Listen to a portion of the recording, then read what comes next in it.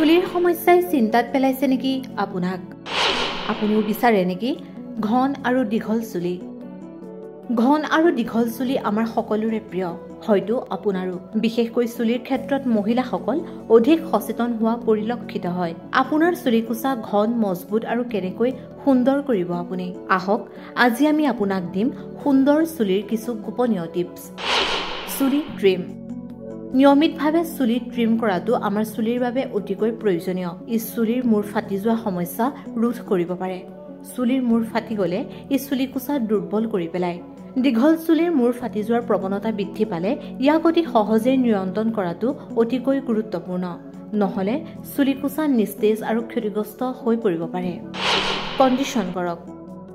দীঘল চুলি ধুই কণ্ডিশ্যন কৰক, কিয়নো কণ্ডিশ্যন কৰাটো আমাৰ চুলিৰ বাবে অতিকৈ প্ৰয়োজনীয়। দীঘল চুলি সুস্থ আৰু চিকচিকীয়া দেখাবলৈ নিয়মীয়াকৈ শ্বেম্পু আৰু কণ্ডিশ্যনিং কৰাটো অতিকৈ গুৰুত্বপূৰ্ণ।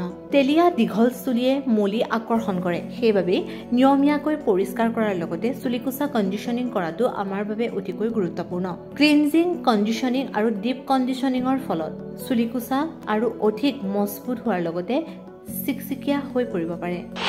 Cooler setting. দীঘল চুলি শুকুৱাবলৈ কুলাৰ ছেটিং ব্যৱহাৰ কৰক।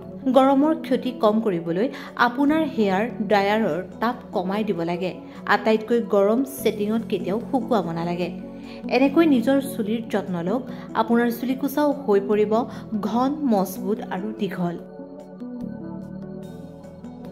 News desk report, rising north east.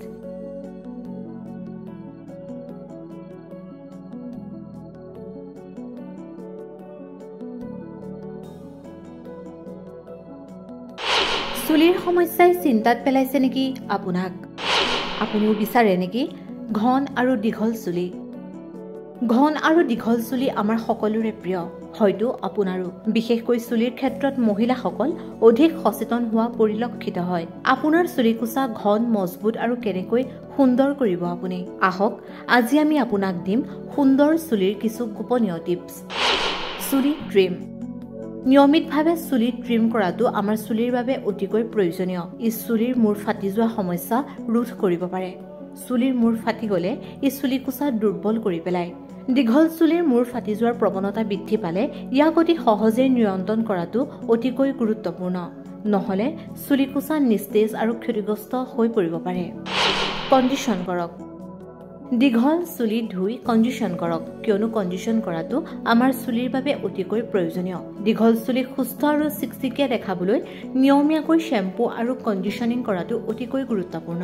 তেলীয়া দীঘল চুলিয়ে মলি আকৰ্ষণ কৰে, সেইবাবে নিয়মীয়াকৈ পৰিষ্কাৰ কৰাৰ লগতে চুলিকোছা কণ্ডিশ্যনিং কৰাটো আমাৰ বাবে অতিকৈ গুৰুত্বপূৰ্ণ।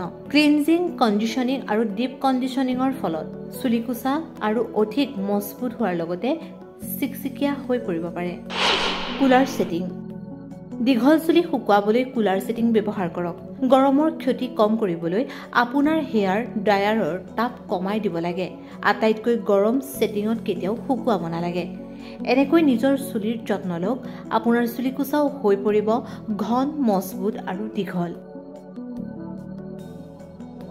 News desk report, rising north east.